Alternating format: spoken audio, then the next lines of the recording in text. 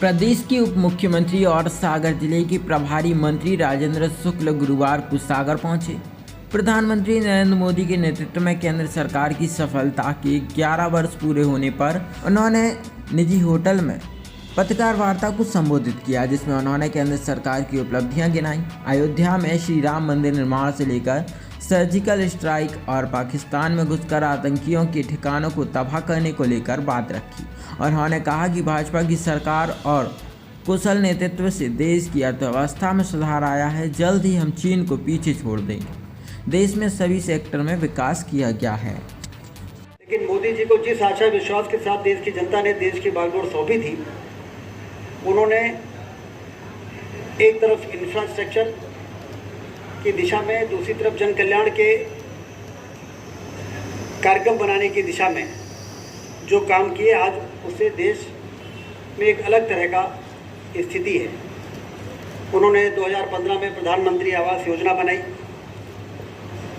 और उस प्रधानमंत्री आवास योजना में 3 करोड़ से ज़्यादा लोगों के कच्चे मकान पक्के मकान में बदल गए हैं। उन्होंने 2018 में आयुष्मान भारत योजना बनाई। 55 करोड़ से ज़्यादा लोग मुफ्त में 5 लाख का इलाज मुफ्त में उनका हो सकता है। खाद्यान्न सुरक्षा की योजना बनाई।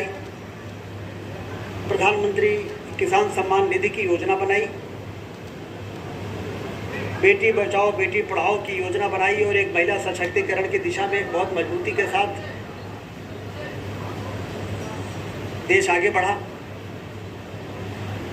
और दूसरी ओर उलझे हुए मामले जितने थे, ये उलझे हुए मामले चाहे धारा 370 हो, चाहे CAA हो, चाहे NRC हो, चाहे 3 तलाक जैसा एक ऐसा कानून जो महिला सशक्तिकरण की दिशा में एक काले धब्बे की तरह था,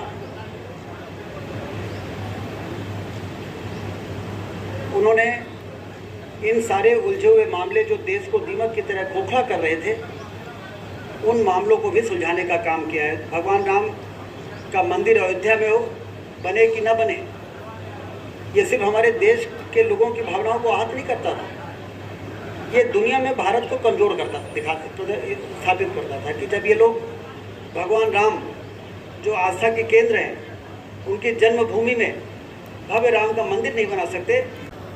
2047 जब आज़ादी के 100 वर्ष पूरे होंगे, जो मोदी जी का मिशन है, ये अमृत काल है। उन्होंने इसको अमृत काल कहा है।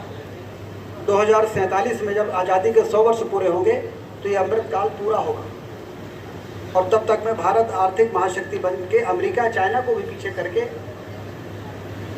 और आर्थिक महाशक्ति बन के दुनिया का नेतृत्व करेगा, क्योंकि भारत को ही दुनिया का नेतृत्व करने पर दुनिया की भलाई है। यदि दुनिया में शांति की स्थापना कोई कर सकता है तो सिर्फ भारत ही कर सकता है, क्योंकि हम सनातन धर्म को मानने वाले लोग हैं। अध्यात्म हमारे दिलों में बसता है और दुनिया को परिवार, विश्व बंधुत्व, वसुधैव कुटुंबकम, ये हमारा सिद्धांत है कि सारा दुनिया एक परिवार है। और इससे जब भारत ताकतवर होगा तो ना तो मिसाइलें दागी जाएंगी, ना लाशें बिछेंगी। आज दुनिया में जिस तरीके की स्थिति है, हम किसी को छेड़ेंगे नहीं, लेकिन कोई हमको छेड़ेगा तो हम छोड़ेंगे भी नहीं। ये भारत की पहचान बन गई।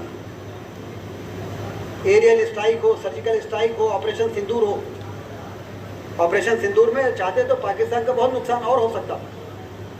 जो लोग नहीं समझते वो कहते हैं कि सीज फायर क्यों हो गया, लेकिन हमारा उद्देश्य ये है कि हम आतंकवादियों के अड्डों को टारगेट करके उनको नष्ट करने का काम, नागरिकों को कोई नुकसान ना हो, पाकिस्तान का एक्सपोजर हो जाए सारी दुनिया में कि आतंकवाद को पैदा करने वाली देश है।